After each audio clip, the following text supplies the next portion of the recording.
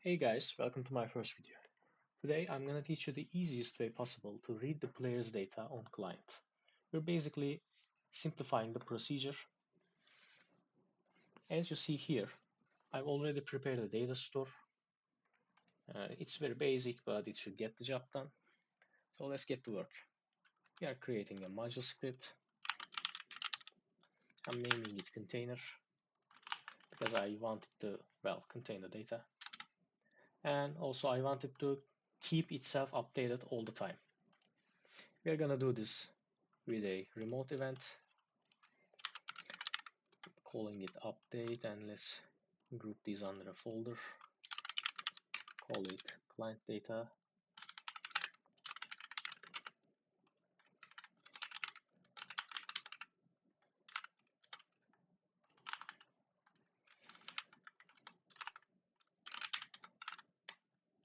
What?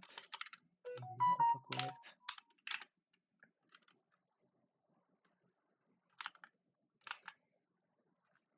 Excuse me, my phone rang. Okay, now the philosophy behind this is whenever the player's data is modified on the server side, that script also fire update event with the player's data in it. That way, the container will keep itself updated. I mean, not like this, but let's do the setup and you will see.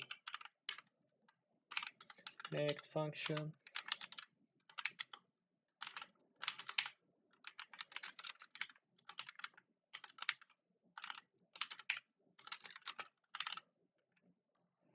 Let's declare here to avoid confusion.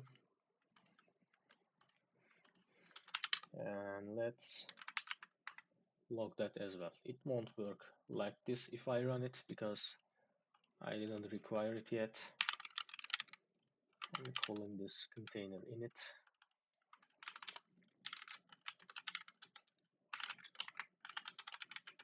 I need wait for childs here as I'm in replicated first.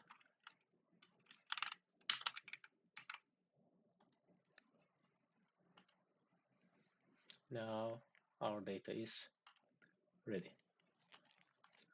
So whenever player's data is updated, you are firing update event, container listens, keeps itself updated. Are we done? No, because we solved one problem but created another. As you may know, some of the data fields tend to grow to very huge sizes, like inventory codex, especially if this is a simulator game. So even if you, let's say, update XP and only XP, are you supposed to send the entire player data? No. We are going to dedicate another remote event for this. I'm going to call it update partially.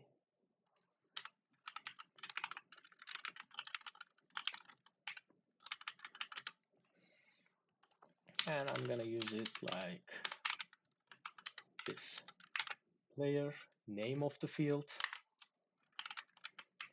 and the data on that field.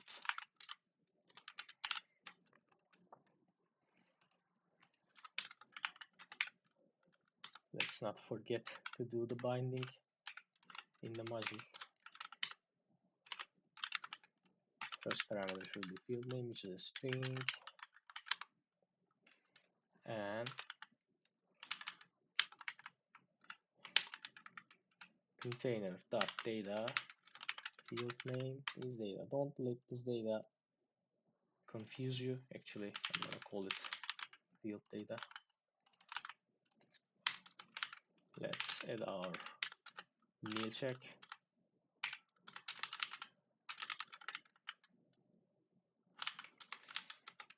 And log, and run. See, XP is here. Now we proved our point.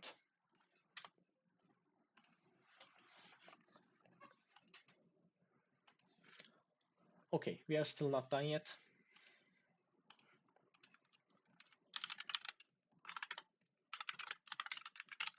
Let's do a test.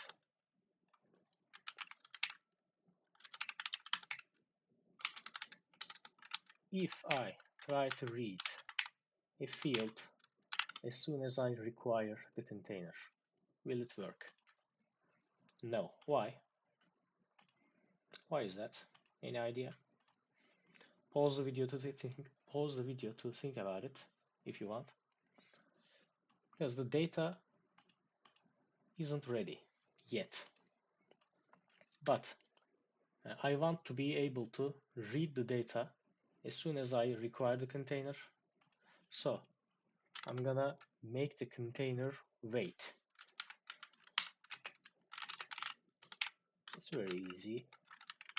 Task update 0.05. This should be enough. Now I can read any field safely. There it is. Okay.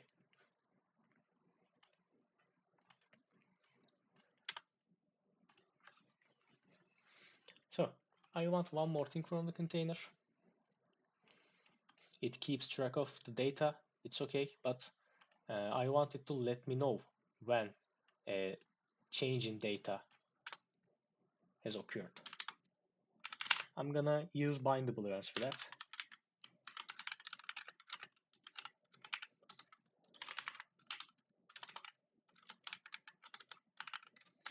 Container dot on data updated dot event. I'm exposing only its event, not the itself, not the event itself, and fire. I actually don't need this because you'll see we won't need to listen to this event, but I just like having it here just in case, because when I add signals on this event, we will never need this. Okay, let's do that now. Signals. Now I'm going to create a function and let's call it get field updated signal. Okay. Oh, it actually guessed right. Okay. Now, what you see here is called lazy loading. So I'm not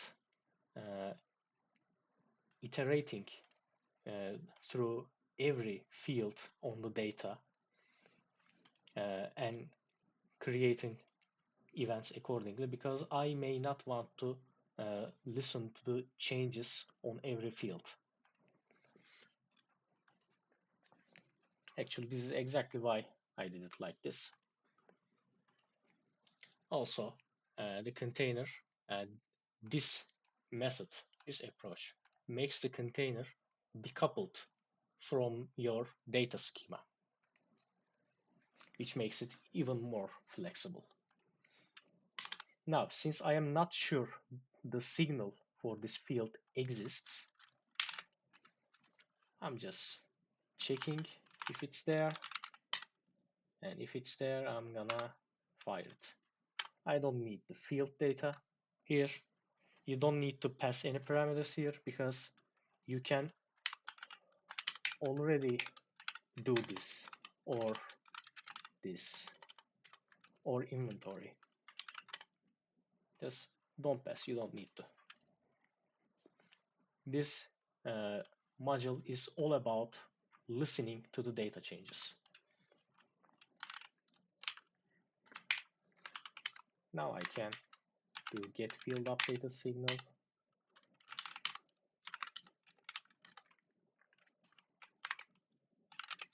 Let's call it XP updated container data XP. Okay. Let's do the same for level as well.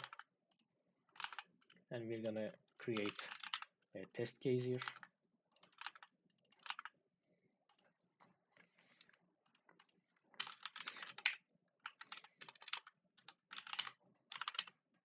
Now I'm writing a very simple function there. Player.parent, just to make sure this loop is broken when I stop the test. So let's increase player's XP by 1. And if player's XP hits 10,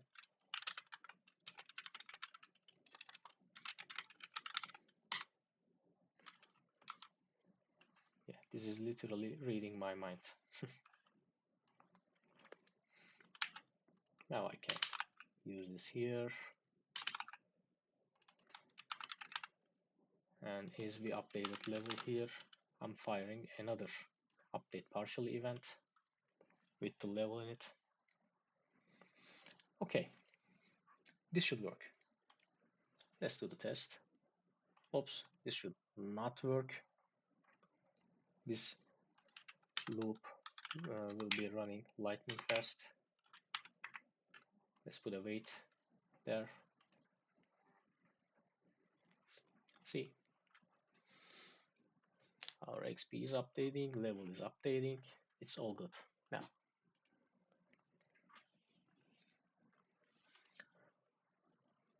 did we miss anything? I think not. Okay, that's pretty much it, guys. Really, honestly. I mean, this is pure Roblox, right? This is as easy as it can get, as intuitive as it can get. It's fast, powerful, battle tested. I'm using this for 5 years. It never failed me once. It will never fail you, I guarantee that. So feel free to tailor it to your needs. Feel free to push it to its limits. Just make sure that you are firing these events accordingly. By accordingly, I mean fire the update event when player joins and their data is ready, and for everything else fire update partially, and the container will be there to collect them. And one good side of it is it's compatible with everything, as it's using events. Let's say if you are using profile store or something like that, just make sure you are firing events and you won't get any errors. And also uh, your data related client scripts will be much easier to implement now. In fact, if you know about MVC, Model View Controller design pattern, this container is the model here. If it's the first time you hear MVC, I suggest you to look into it. It's great. And your UI scripts will be like 100 times easier to implement because uh, your client script logic is decoupled from reading data now because you have a centralized system to collect your uh, updated data always. So yeah, that's pretty much it. If you have any questions or concerns, you may find me in the comment section. And thanks for watching. Have a nice day.